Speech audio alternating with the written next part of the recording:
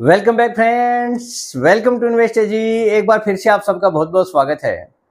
Friends, कुछ निवेशक जानना चाहते हैं कि 2025 तो हमारा सूखा निकल गया है, तो क्या 2026 में हम निवेशित रह के बड़ा रिटर्न बनाने में सफल हो पाएंगे?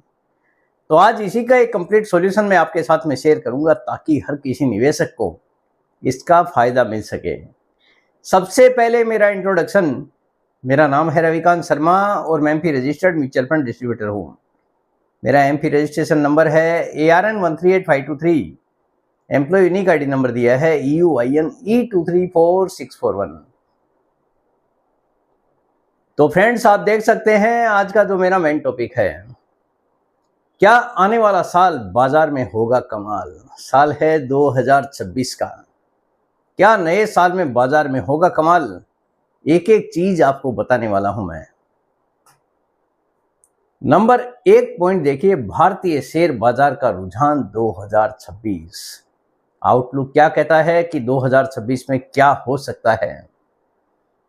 नंबर 1 पे देखिए, बाजार तेजी का अनुमान, यानी बाजार में तेजी का अनुमान लगाया जा रहा है 2026 में। 2026 में भारतीय शेयर बाजार में सुधार और तेजी देखने को मिल सकती है। हर कोई निवेशक इसके लिए इंतजार कर रहा है, क्योंकि 2025 में बहुत सारे ऐसे निवेशक हैं जिन्होंने रिटर्न बनाया ही नहीं है। बहुत सारे ऐसे निवेशक हैं जिनका रिटर्न नेगेटिव में है, फिर भी लगातार निवेश करते जा रहे हैं।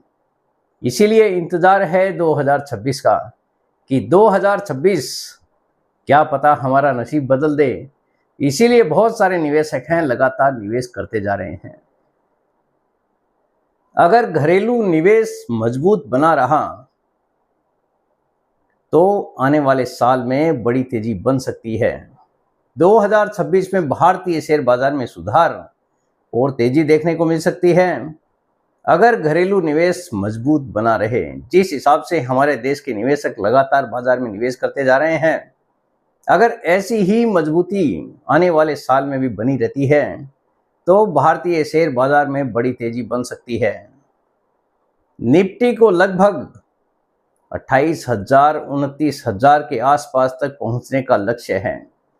यानी हम ये कह सकते हैं कि आने वाला साल हमारे देश के लिए बेहतरीन साबित हो सकता है। यानी 28,000 29,000 तक पहुंचने का अनुमान लगाया जा रहा है, जो कि करंट लेवल से काफ़ी ऊपर है। अगर ऐसा हो जाता है तो जो निवेशक तेजी का इंतजार कर रहे हैं उनके लिए काफ़ी हद तक राहत वाली खबर होगी। सेंसेक्स लगभग 94,000 तक पहुंचने के भी अनुमान है। यानी बाजार यहां से कहीं ज़्यादा तेज, ज़्यादा ऊपर जा सकता है जो लेवल करंटली बाजार चल रहा है। आप ये कह सकते हैं 9-10 हज़ार पॉइंट की तेजी आने वाले साल में भारतीय बाजार दिखा सकता है, जो कि बड़ी तेजी कही जाएगी, क्योंकि जब रिटर्न नहीं बना है उसके बाद में अगर अचानक से बाजार बड़ी छलांग लगाता है तो उसको बड़ी तेजी ही कहा जाता है। 9-10 हज़ार पॉइंट कम नहीं होता है जिस हिसाब से हम इंतजार कर रहे हैं तेजी का। मुख्य ड्राइवर देखिए क्या क्या होंगे।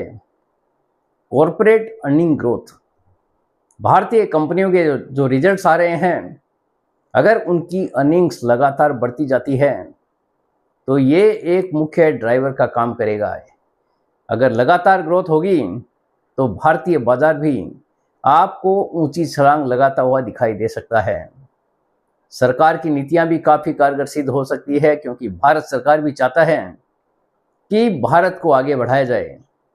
इसीलिए भारत सरकार लगातार कोशिश में लगी है कि भारत को नंबर 3 की इकोनॉमी बनाना है। इसी कोशिश में सरकारी नीतियां लगातार बदलती भी जा रही है। कोशिश यही है कि बाहर से निवेश बढ़ाया जाए। घरेलू निवेशकों के साथ साथ घरेलू निवेशकों की भागीदारी काफ़ी ज़्यादा इम्पोर्टेंट है। एमएफ यानी म्यूचुअल फंड्स में जो पैसा आ रहा है वो लगातार बढ़ते जा रहा है। एसआईपी कंटिन्यूस चल रही है, यानी दिन ब दिन एसआईपी बढ़ती जा रही है। बहुत सारे ऐसे निवेशक हैं प्रॉफिट नहीं होने के बावजूद भी एसआईपी कंटिन्यूस चालू करके रखे हैं, क्योंकि इंतज़ार है कि आज तेज़ी नहीं बनी है तो आने वाले समय में ज़रूर तेज़ी बन सकती है। इसी उम्मीद के साथ में अपना निवेश भी लगातार बढ़ाने की कोशिश कर रहे हैं, जिसका फायदा हमारे देश की अर्थव्यवस्था को होता है। आज नहीं तो कल हमको तेजी देखने को जरूर मिल सकती है। इसी उम्मीद के साथ में हम लगातार निवेश करते जा रहे हैं। पेंशन फंड है वो भी लगातार अपने इन्वेस्टमेंट को बढ़ाते जा रहे हैं। कम ब्याज दरें और सुधारित आर्थिक संकेतक, यानी ब्याज दरें भी लगातार कम होती जा रही है, जिसका भी फायदा आने वाले साल में भारतीय बाजार में देखने को मिल सकता है। ये सब मिलकर बाजार को बुलिश बना सकते हैं, यानी काफी हद तक आने वाले साल में आप ये उम्मीद कर सकते हैं कि भारतीय बाजार बुलिश मोड में जा सकता है। अगर ये सारी चीजें हो जाती है, कॉर्पोरेट अर्निंग वगैरह काफी तेज गति से अगर बढ़ते हैं, तो बाजार आने वाले साल में तेज गति से छलांग लगाता हुआ दिखाई दे सकता है। अब देखिए जोखिम क्या हो सकता है। विदेशी फंड्स के निकास और वैश्विक आर्थिक दबाव से बाजार थोड़ा प्रभावित भी हो सकता है, यानी जहां पे रिस्क और रिवार्ड दोनों साथ साथ चलते हैं। बाजार इसी का नाम है जिसमें रिस्क और रिवार्ड दोनों साथ साथ ही चलेंगे। विदेशी फंड्स के निकास, यानी लगातार एफआईआई भारत से अपना पैसा निकालते जा रहे हैं, ये एक नेगेटिव खबर है। लेकिन हमारे जो घरेलू निवेशक हैं लगातार अपना निवेश बढ़ाते जा रहे हैं, जिसके कारण आप देख रहे हो इतना बड़ा पैसा निकलने के बावजूद भी बाजार में बड़ी गिरावट नहीं आ पा रही है। क्योंकि जब एफआईआई निकाल लेते हैं तो हमारे डीआईआई लगातार खरीदारी करते जा रहे हैं, जिसके कारण बाजार में बड़ी गिरावट देखने को नहीं मिल रही है। अदरवाइज पहले होता ये था कि जैसे ही एफआईआई भारत से निकलते थे, पैसा निकालते थे, तो बाजार में बड़ी गिरावट आ जाती थी। लेकिन आजकल उल्टा हो रहा है। एफआईआई अपना माल सस्ते में बेच कर जा रहे हैं और जब खरीदारी करने आते हैं तो महंगे भाव पे खरीदारी करने को मजबूर होना पड़ता है। यानी एफआईआई के जाने का थोड़ा सा नुकसान जरूर होता है, लेकिन जो डीआईआई लगातार खरीदारी कर रहे हैं उससे काफी हद तक भारतीय बाजार संतुलित हो जाता है। लेकिन जोखिम तो है, आने वाले साल में भी हो सकता है कि इनकी बिकवाली लगातार जारी रहे और वैश्विक आर्थिक दबाव, विश्व में बहुत सारी ऐसी घटनाएं घटित होती रहती है। कहीं से भी अगर कुछ भी नेगेटिव न्यूज आती है तो उसका सीधा सीधा इम्पैक्ट हमारे बाजार पर भी पड़ना तय है। अगर ऐसी कोई खबर आ जाती है जिससे बाजार को नुकसान हो तो बाजार में थोड़ी गिरावट भी आ सकती है, यानी बाजार इससे प्रभावित हो सकता है। भारतीय अर्थव्यवस्था जीडीपी की स्थिति देखिए, बढ़ती ग्रोथ, लगातार हमारे देश की ग्रोथ बढ़ती जा रही है। भारत दुनिया की सबसे तेज गति से बढ़ने वाली अर्थव्यवस्थाओं में से एक है। आए दिन आपको बताते भी रहता हूं मैं कि हमारे देश की अर्थव्यवस्था दुनिया में सबसे तेज गति से बढ़ने वाली अर्थव्यवस्थाओं में से एक है। यहाँ पे हमारे देश की जो जीडीपी का अनुमान है वो 6.5 से लेकर 7.5% तक का जताया गया है, यानी 6.5% से लेकर 7.5% के बीच में हमारे देश की ग्रोथ रेट रह सकती है, जो कि काफ़ी अच्छी मानी जाती है। अगर ऐसे ही ग्रोथ बनी रही तो आने वाले समय में हम एक नई ऊंचाई छूते हुए दिखाई देंगे। जीडीपी ग्रोथ 6.5% से लेकर 7.5% क्यों? काफ़ी निवेशक जानना चाहते हैं। घरेलू मांग और खपत काफ़ी हद तक मजबूत है। निवेश और इंफ्रास्ट्रक्चर पर सरकार का काफ़ी ज़्यादा फोकस है। नीतिगत सुधार और उदारीकरण, निर्यात में भी सुधार हो रहा है। नया ट्रेड बैलेंस बनाने की कोशिश की जा रही है सरकार की तरफ से। नए नए देशों के साथ में बातचीत की जा रही है कि हमारा जो देश का माल है वो दूसरे देश को निर्यात किया जाए, यानी ट्रेड पॉलिसी में लगातार चेंजेस होते हुए जाएंगे। क्योंकि अमेरिका की तरफ से आपने देखा ही है किस प्रकार टैरिफ लगाए गए हैं, तो नए नए देशों के साथ में व्यापार की वार्ता चालू है। जैसे ही ये सब सही हो जाता है आपको हमारे देश का निर्यात बढ़ता हुआ दिखाई देगा, यानी जिससे कंपनियों को सीधा सीधा फायदा होता हुआ दिखाई देगा। अगर टैरिफ हट जाता है तो उसका इम्पैक्ट भी काफ़ी तेज गति से बाजार में देखने को मिलता है। अगर ट्रेड हट जाता है तो आप ये कह सकते हैं कि बाजार में काफ़ी बड़ी तेजी आने वाले समय में आपको देखने को मिल सकती है। लेकिन डिपेंड करता है मिस्टर ट्रम्प के मूड का, कि उनका मूड आखिर कहता क्या है। इन सब वजहों से ग्रोथ पॉजिटिव हो सकता है। अगर ये सब चीज़ें हो जाती हैं तो आपको पॉजिटिव ग्रोथ देखने को मिल सकती है। यही कारण है कि हम ये कह सकते हैं कि हमारे देश की जीडीपी 6.5 से लेकर 7.5% के बीच में रह सकती है। कौन से सेक्टर्स 2026 में आगे रहेंगे, तो उसमें प्रमुख सेक्टर्स हैं बैंकिंग एंड फाइनेंशियल सर्विसेज, यानी बैंकिंग स्टॉक्स आप कह सकते हैं, फाइनेंशियल कंपनी के स्टॉक्स आप कह सकते हैं, वहाँ पे बड़ी तेजी बन सकती है। ऑटोमोबाइल और कंज्यूमर प्रोडक्ट्स वाली कंपनियों के स्टॉक्स में भी बड़ी तेजी बन सकती है। टेलीकॉम और टेक्नोलॉजी वाली कंपनी में भी बड़ी तेजी देखने को मिल सकती है।